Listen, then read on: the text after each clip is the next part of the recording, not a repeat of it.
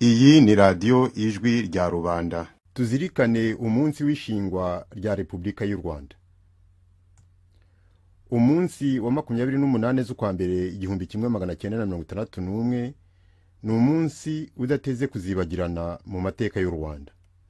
Ni umunsi intumwa za rubanda zaturutse mu makomine yose y'igihugu zateraniye igitarama kuri stade ya Demokrasi, maze zifata ibyemezo byo kuvanaho umwami Kigeli wa gatanu Ndahindurwa, guca mu Rwanda ubutegetsi bwa cyami, gushyiraho ubutegetsi bushingiye ku matwara ya Repubulika.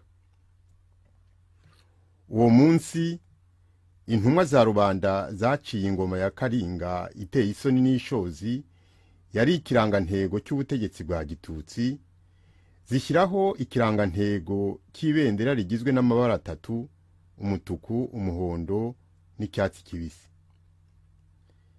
Intumwa za rubanda zatoye perezida wa Repubulika ari we Nyiricyubahiro Dominiko Mbonyumutwa, zishyiraho inzego z'ubutegetsi bwa Repubulika, izishinzwe gushyiraho amategeko n'iz'ubutabera. Uwo munsi Minisitiri w'Intebe Nyiricyubahiro Gerigori Kayibanda yatangaje guverinoma ya mbere ya Repubulika y'u Rwanda, maze intumwa za rubanda zitaha mu makomine zaturutsemo zishimye bitavugwa, zijya gusakaza hose inkuru itagira uko isa ko zashyizeho ubutegetsi bwa rubanda. Ku itariki ya 28 z'ukwa mbere 2018, ku munsi ngarukamwaka w'ishingwa rya Repubulika y'u Rwanda, radio ijwi rya rubanda yahaye urubuga Madame Claire Mukamugema, Madame Madeleine Bicamumpaka na Bwana Valens Maniragena, maze batuganirira ku birebana n'icyo gikorwa cy'amateka kidateze kuzibagirana. Reka dutege amatwi ibyo babivuzeho kuri uwo munsi wo kuzirikana isabukuru y'imyaka 57 u Rwanda rumaze rushyizeho imitegekere ishingiye kuri Repubulika. Reka duhere kuri Madame Claire Mukamugema. Madame Claire, ijambo ni ryawe. Ndabifuriza umunsi mwiza wo kwibuka itariki ya 28 Mutarama 1961, aho Repubulika y'u Rwanda yashinzwe. Ubu ikaba imaze kugera ku muperezida wa gatandatu, tukaba dutegereje wa karindwi. Nkaba mbifurije mwese ababaye kuri uwo munsi bagiye muri icyo cyicaro, nkaba mbifurije kwibukwa neza. Nkaba nifurije n'uzaza rwose kuza yunga abanyarwanda, abahoza amarira y'ibintu by'ingorane nyinshi bagize muri icyo gihe. Ngaho urakoze. Valensi. Yego Simeo, ndagira ngo naje nifatanye na Claire nawe na Madalena kugira ngo twifurize abanyarwanda bose umunsi mwiza wa Repubulika tariki 28 z'ukwa mbere. Muri uyu mwaka turibuka imyaka 57 u Rwanda rumaze rubaye Repubulika. Tubizirikane maze dushiramwe tuvuge tuti harakabaho Repubulika y'u Rwanda, harakabaho abanyarwanda bigenga. Urakoze Valensi. Mado. Mbanje kubasuhuza mwese kandi mbashimiye ko uyu mugambi twagiranye wo gukorana iki kiganiro. Nkaba nizeye ko mwese mwagize umunsi mwiza w'isabukuru ya 50 y'imyaka 57 Repubulika ishinzwe n'abayiharaniye. Hanyuma rero kuba tuyibutse, tukaba tugira ngo twibutse abanyarwanda bakiri bato batazi ibyari byo, kugira ngo bashobore gusobanukirwa mbese uko byagenze. Hanyuma rero kandi bazajya bahora bibuka uyu munsi, hanyuma bibuke n'intwari zahaniye Repubulika, bigatuma u Rwanda rugira ibendera mu ruhango rw'ibihugu byo ku isi yose. Umunsi mwiza. Murakoze cyane bavandimwe kuduha umusogongero w'ibyo twifuza kuganiraho kuri uyu munsi. Burya abatazi iyo bava bashobora no kutamenya neza iyo bagana.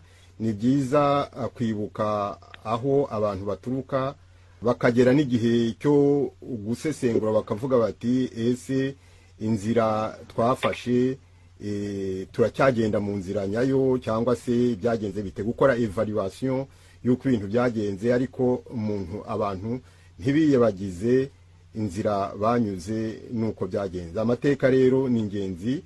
Nagira ngo dutangirire kuri Madame Claire Mukamugema. Claire, usanzwe uza gushishikariza abanyarwanda gutega amatwi, kuzirikana amateka y'u Rwanda kuva muri za 50 kugeza ubu ngubu, amateka wahagazeho. Hari abandi wenda bajya bavuga no ku mateka ya mbere yaho, ariko ukunze kujya utubwira ku mateka y'igihugu cyacu. Uzi byinshi, wabonye byinshi, ndetse ni mu rugo iwanyu umubyeyi wawe yari umunyapolitike w'imena muri uru Rwanda rwo hambere. Nagira rero ngo ubimburire abandi, nguhe ijambo, utubwire icyo uyu munsi wa 28 Mutarama utwibutsa, icyo wibutsa abanyarwanda, nuko byagenze kugira ngo Repubulika ishingwe, haveho ubwami bwari bwararembeje Rwanda.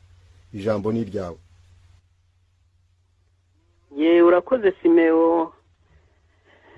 Nubwo ndwaye ka gripe gakeya, ariko ndagira ngo rwose mbabwire mu magambo arambuye uyu munsi w'itariki ya 28 Mutarama 61.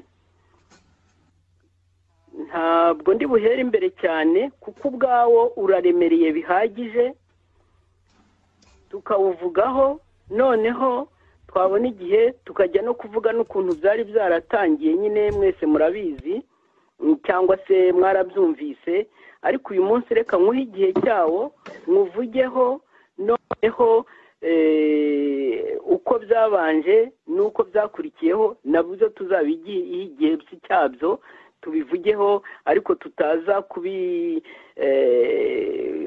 kubinyarukiramo kunyaruka ngo aha ngo turashaka kuvuga amakuru menshi. Ubwo rero 28 Mutarama 61 niho hashinzwe Repubulika y'u Rwanda, ishingirwa Igitarama, ishingwa na kongere y'amashyaka yose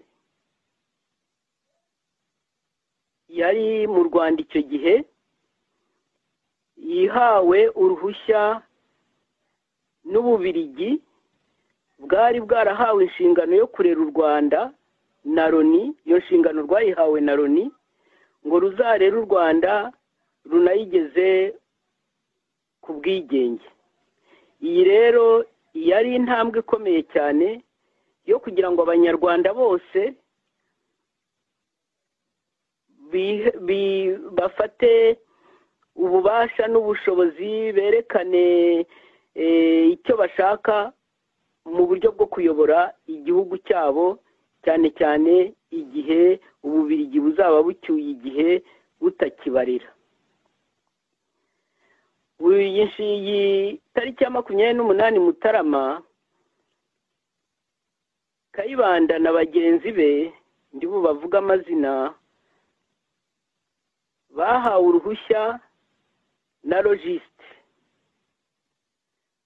Baruhabwa kubera yuko bashakaga kwirishyiriraho ubutegetsi bukwiriye abanyarwanda nyuma y'aho umwami Kigeli agiriye mu mahanga ntagaruke mu gihe kirenga amezi 6. Ubwo rero bahereye ku matora yari yarabaye mu 1160, yari yavuyemo abajyanama bo mu mashyaka menshi, niyo bashingiyeho, noneho bashinga inzego zose z'ubutegetsi. Mu bigaragara mu bitabo byinshi byanditswe kuri uwo munsi, by'umwihariko ku bitabo 2 nifashishije, icyitwa imyaka 10 y'ubwigenge cyanditswe na Perezidansi ya Repubulika y'u Rwanda imaze kugira imyaka 10 n'icyitwa Réseau Pouvoir Opposition cya Munyarugerero François Xavier, kandi byombi birahuza. Kandi natwe abari bariho icyo gihe nubwo tutaraho ngaho igitarama tukaba twarabyumvise, twaranabiganiriye n'abari bahari, nk'umurwanashyaka Nzeyimana Isidore wagize amahirwe akabaho kugeza mu mwaka wa 90, ariho twamwegereye tukamubaza akadusobanurira byose uko byari bimeze.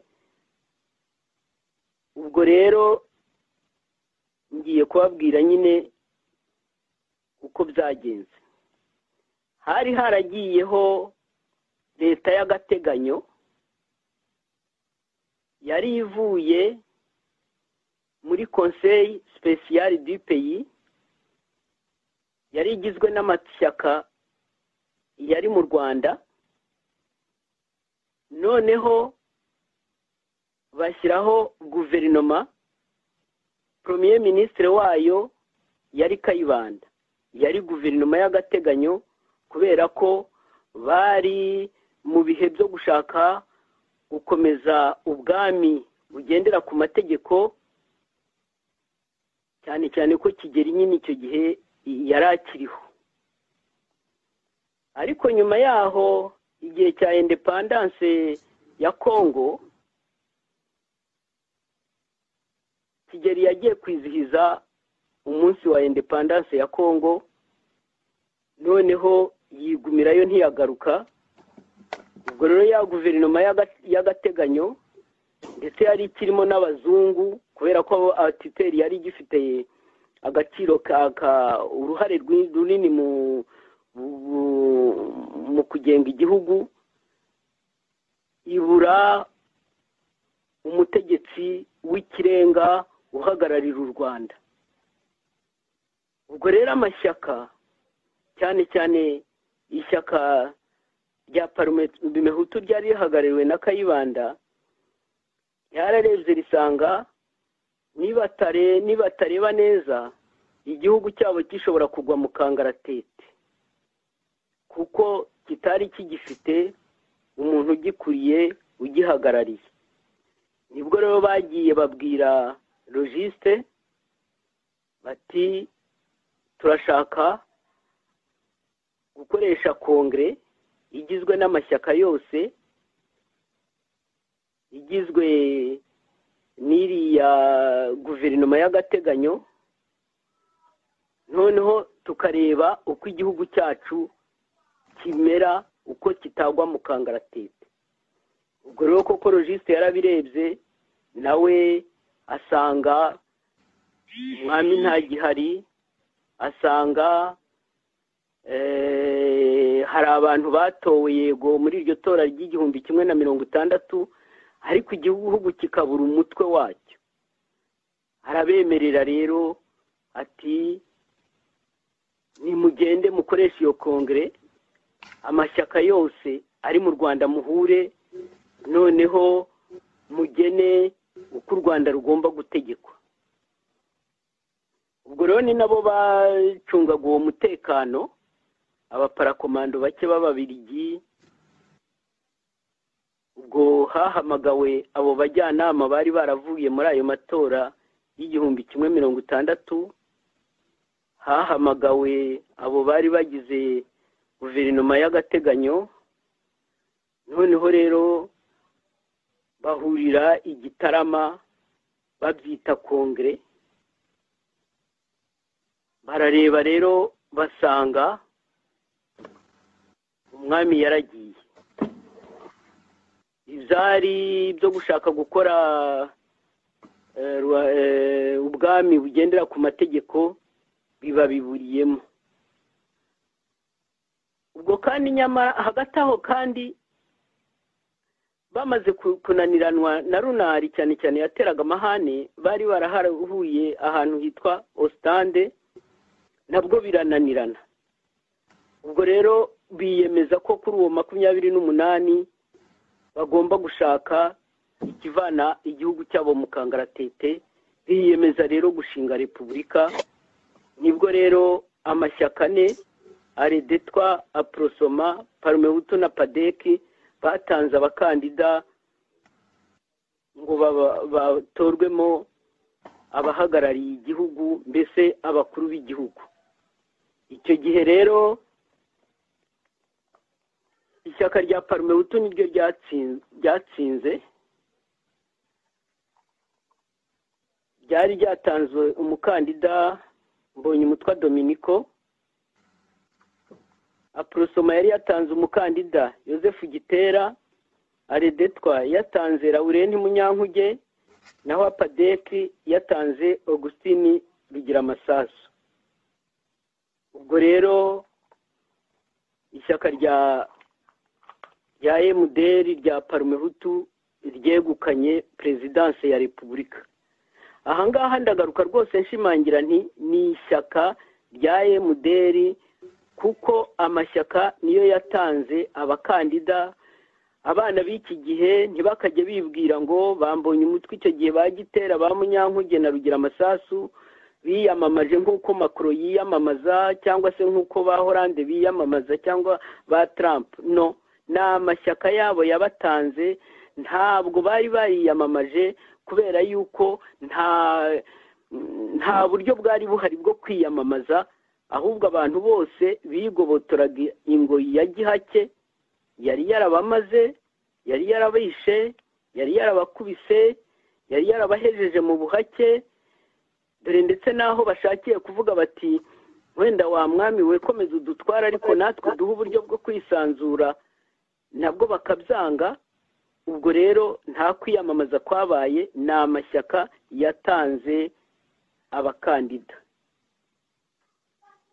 Ubwo rero nyuma yaho batoreye umukandida umuperezida w'ishyaka rya MDR, yerekanye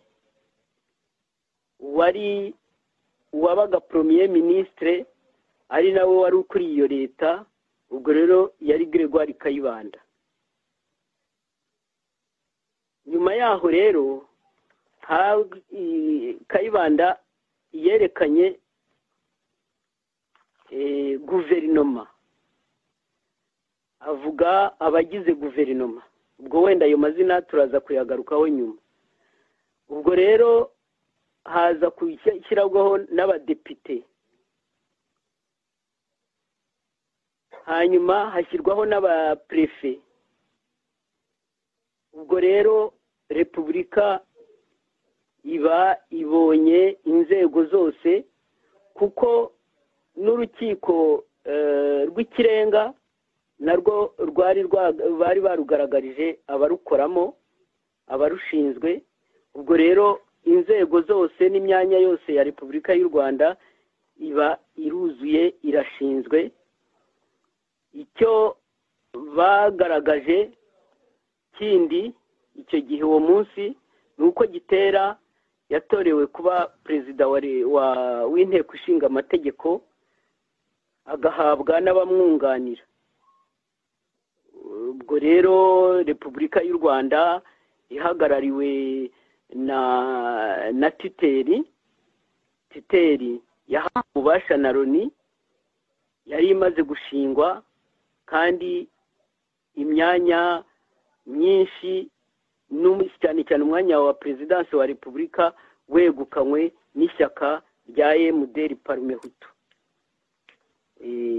Ubwo rero ku byerekeye uko uwo munsi nyine wagenze, naba mpagarariye aha, noneho tugakomeza. Urakoze cyane Claire, uduhaye incamake y'ukuntu byagenze kuri uwo munsi, ndetse unatubwira n'ukuntu byari byagenze mbere yaho bitegura uwo munsi, impamvu zatumye uwo munsi ubaho, kandi mbere byari biteganyijwe ko hazakomeza kuba ubwami bugendera ku itegeko nshinga, ariko ku itariki ya 28 z'ukwa mbere 1961 hakaza gutangazwa repubulika. Noneho abari bagishyigikiye umwami ubwo bavanyemo akabo karenge. Nagira ngo duhe ijambo Madarina nawe atubwire uko ibintu byari bimeze icyo gihe ndetse nuko bamwe muri ba acteurs mu gihugu babifataga. Ijambo ni ryawe Madarina. Murakoze kuma ijambo. Ndagira ngo nsobanure ahangaha cyane donc abo bose Madame Mukamugema Claire amaze gusobanura bagize uruhare muri iyo mpinduka y'icyo gihe. Hari ukuntu donc iyo nkundura yaratangiye mbere wa mugani nkuko yavuze si mpera mu mateka igihe kirekire kugira ngo ahereye kera cyane kugira ngo tubone igihe gihagije cyo kuvuga ku munsi wa Repubulika, ariko sinavuga kameme ntagize icyo mvuga kuri abo ngabo muri icyo gihe avuze bagiye muri iyo guverinoma, abo babaye abaprefe, abo babaye ukuntu kuki ari bo byahereye kuki. Niyo mpamvu nshaka gusobanura ukuntu mu by'ukuri revolution nyarwanda yavuye mu maseminari. Aha rero nkaba navuga uruhare rwa Kiliziya Gatolika muri iyo mpinduka yaganishije ku ihirikwa ry'ubwami hagashingwa iyi Repubulika Madamu Mukamugema amaze kudusobanurira mu magambo avunaguye. Impamvu mvuga ko revolution y'u Rwanda yavuye mu maseminari, la révolution rwandaise est sortie du séminaire mu gifaransa, nuko abo bose Mukamugema avuze mu by'ukuri bagize amahirwe yo kuruhuka yo kujijuka muri ibyo bihe babikesha kuba barize muri za seminari, kuko andi mashuri yose yigagamo abana b'abatutsi kandi kaba yarakeneye bari bakeneye kuzaba abakarani n'abatware, bityo donc abantuze umwana w'umuhutu ibyo ntabwo byari ibye. Uko Kiliziya bigenje ariko Kiliziya Gatolika nubwo yaje guhinduka nyuma muri ibyo bihe, kuko mbere ikigera mu Rwanda siko yifashe. Ntabwo Kiliziya tuzi ko ubundi iyobokamana riba rigendera ku mahame yo gukundana, yo kureshya, yo kugira gute. Ariko Kiliziya Gatolika ikigera mu Rwanda suko yitwaye. Kiliziya Gatolika ikigera mu Rwanda yabanje gufatanya n'ubutegetsi ihasanze, mbese kugira ngo ubone icyo nakwita inyoroshyo, les facilités, maze nyine biheshe ubushobozi bwo gushinga za misiyoni hirya no hirya ku kibuga. Mbese yubashye ikintu cya statiko igisanze aho ngaho yerekeranye n'imibereho rusange abaturarwanda bari bafite ijyanye n'ubutegetsi bw'ingoma ya Gihake n'Inyiginya yariho muri ibyo bihe. Ni kubera iyo mpamvu amajyambere yazanwe na Kiliziya cyane mu byerekeye kujijura rubanda, abo yabanje kugeraho muri ibyo bihe mu by'ukuri nabo mu bwoko bw'abatutsi gusa. Noneho rero nyuma cyane aho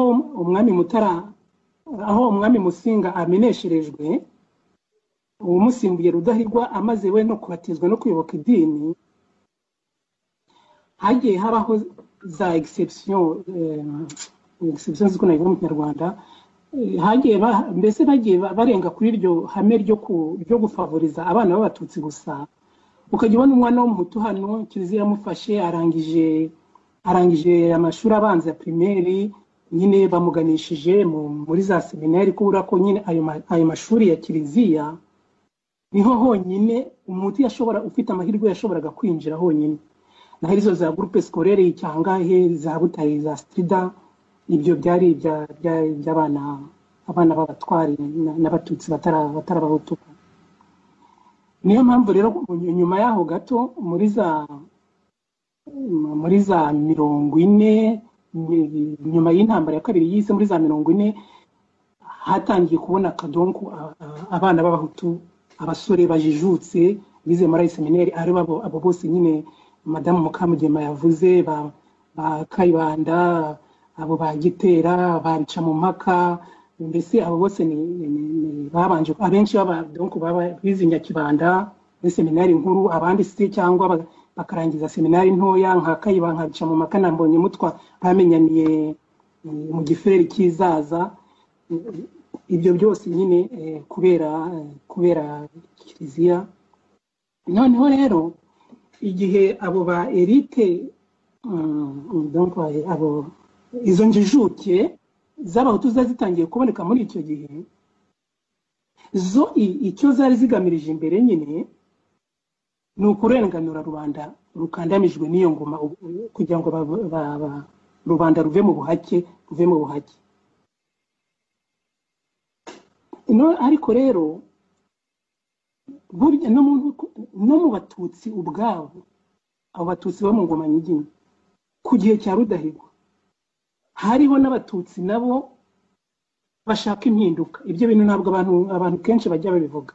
Hariho n'abatutsi bashaka impinduka ku buryo umwami Rudahigwa yari afite une certaine opposition. Harimo abitwa barwana kweri bandazaro, uburyo hari n'igihe rwose byateraga umwami yagombaga kujua hagati y'ubwo butegetsi bwa tutelle bw'ababirigi boherejwe na Loni no kujua hagati y'abo batutsi bandi. Mbese hari hamaze kubaho ubwoko bw'abatutsi bwagiye mu mashuri, mbese bari des intellectuels. Umwami Rudahigwa ntabwo we yari afite iyo stati kugerekeye amashuri.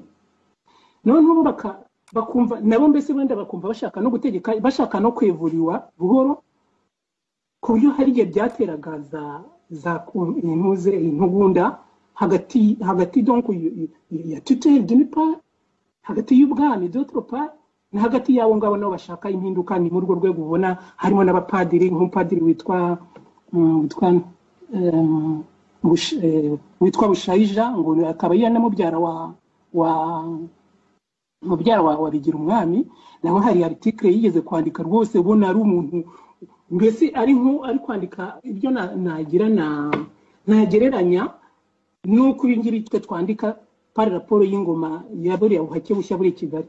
Akaba ari ikintu rero kamwe mubona ko iyo mpinduka ntabwo yego abo bahutu b'injijuke nibo bari bayiri imbere cyane kubera ubu gukandamizwa kwabo, ariko hari n'abandi batutsi nabake nabo bari bamaze kwivuriwa. Mbese babonaga ko uko byagenda kose hari mbese ne kumwe umuntu avuga ati impinduka iri mu kirere, yaro changement dans l'air. Buri muntu wese yarabibonaga ko ari ikintu cya crise kizaba, ariko batazi neza uko icyo bizatanga n'inzira bizacamo. Akaba niyo mpamvu nyine abo ngabo baganishaga mbese kuri monarchie constitutionnelle, kugira ngo bave muri iyo monarchie ya suprematie nyine ya supremative, binjire muri monarchie constitutionnelle. Nubwo batashakaga malgré tout gutakaza privilege zabo, ibyo bihariye bibaha inyungu kurusha abandi mu bundi bwoko. Ubwo nanjye rampagariye anganda za gukomeza nyuma, ariko nyine nagira ngo mbusobanure ko ibyo bintu byakozwe nabo barwana cyaka. Mukamugema yabanje kubisobanurira muri contexte politique hari donc ubwami d'un côté, de l'autre côté hakaba tutelle y'ababirigi. Noneho rero hakaba nabo bari deri b'abahutu bari bakomotse, bari batangiye kubinjijuke bo bashaka kubirindira ibintu kugira ngo mu rubanda rutera imbere, rureshye, rumere nk'abandi, rugira uburenganzira nk'abandi bose. Ubwo nanjye nabampiniye aho ngaho, ndaza gukomeza nyuma. Urakoze Madalina, nawe uduhaye incamake ya context yari ihari icyo gihe, ndetse unatubwira n'uruhare rwa kiliziya, uruhare abayobozi ba kiliziya cyangwa se abandi bapadiri mu kujijura abenegihugu no guha ijambo cyangwa gutuma abaharanira impinduka babona ijambo. Utubwiye kuri Padiri Bushayija, ubwo hari n'abandi nyine babiharaniraga nk'uko wabivuze, turi buze kubigarukaho. Nagira ngo mbere yaho nyine tubanze duhe ijambo Valensi, nawe agira icyo atubwira kuri context y'icyo gihe, kuko ibintu byari bimeze ku buryo byatumye haba uwo munsi wo guhindura ubutegetsi ku buryo radikale, ku buryo bukomeye, bakavanaho ubwami bagashyiraho repubulika. Valensi. Urakoze Simeo. Ndagira ngo mbanze nunganire Madalena bica mu mpaka ku byo yaramaze kuvuga cyane cyane ku byerekeranye n'uburezi, kubera ko Kiliziya Gatolika yego yagize uruhare mu kurera abanyarwanda cyane, ariko n'andi madini yabigizemo uruhare. Ariko abahutu batangiye kwiga mu by'ukuri urebye Kiliziya igitangira gushinga amashuri. Ndagira ngo twibukiranye ko umwaka ushize bijihije mu Rwanda isabukuru y'imyaka 100 abanyarwanda ba mbere babonye ubusaserdoti. Bakavuga ko mu abanyarwanda ba mbere babonye bari abahutu babonye ubusaserdoti. No bivuga ko tuzirikane nyine ko hari amashuri yari ay'abayobozi aryo muri ya muri kare yavuze rya Nyanza ko rya Kristo Mwambi. Ayo ngayo hari amashuri menshi ya segonderi yari yakiraga abana b'abatware, ariko hari noneho n'andi nkayira cyane cyane yareraga abarezi, noneho n'abagiye mu maseminari nyine bakaba abapadiri. Ibyo byari rero n'abahutu bashoboye kubigeramo. Ariko ngarutse ku kibazo mwari muvuze Bwana Simeo cyerekeranye na context, ndagira ngo twibukiranye ko mbere nyuma y'uko u Rwanda rubaye n'ibindi bihugu bibaye ibihugu biri gukolonizwa, habaye intambara ebyiri z'isi. Intambara ya mbere abanyarwanda bamwe bayigiramo n'uruhare igihe abayobozi barwanaga n'Abadage mu Rwanda, bakabona ko nabo bapfa baragira. None intambara ya kabiri yo irangiye, ibihugu byinshi byatangiye kumva ko gukolonizwa bitakiri ngombwa, ko hagomba kuba ubushake bwo kubivaho. Ngega ko no mu masezerano umuryango w'abibumbye wagiranye n'Ububiligi, kimwe n'uko yabigiranye n'ibindi bihugu byari bifite ibihugu byakolonizaga, hari harimo iby'uko bagomba gukora uko bashoboye kugira ngo ibyo bihugu bigere ku bwigenge mu gihe gito gishoboka.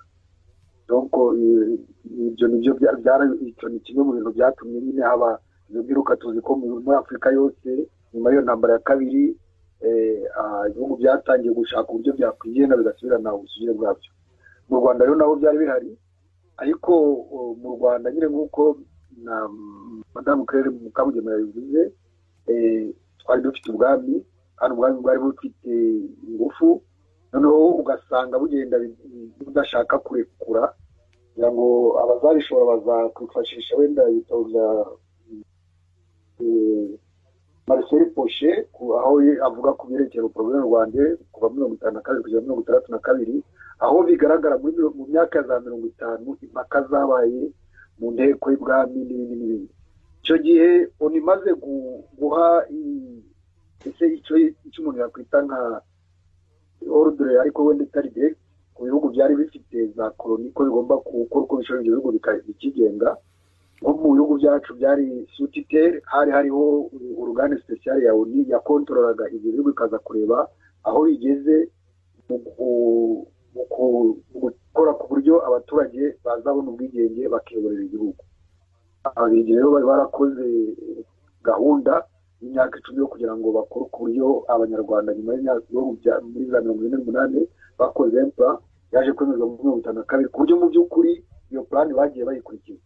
Harimo muri iyo plan harimo ibyo kuvugurura ubutegetsi bw'igihugu za chefferie zikaba zigahinduka, bakazigira nyinshi, hari za chefferie na za sous-chefferie, ari byo yaje guhindukamo amakomine n'amaseriteri. Ibyo bintu habangiye n'amatora hagati muri za 50 yatoye abashefu, nyuma ariko baza gushyiraho gahunda y'uko muri 60 bazatorwa abakonseye za komini, noneho bakonseye bakaba bazatora ababurugumesitiri, bityo n'abaprefe bakajaho ibintu nk'ibyo. Abakonseye rero batowe muri 60 nibo bagiye Gitarama gushyiraho ya repubulika.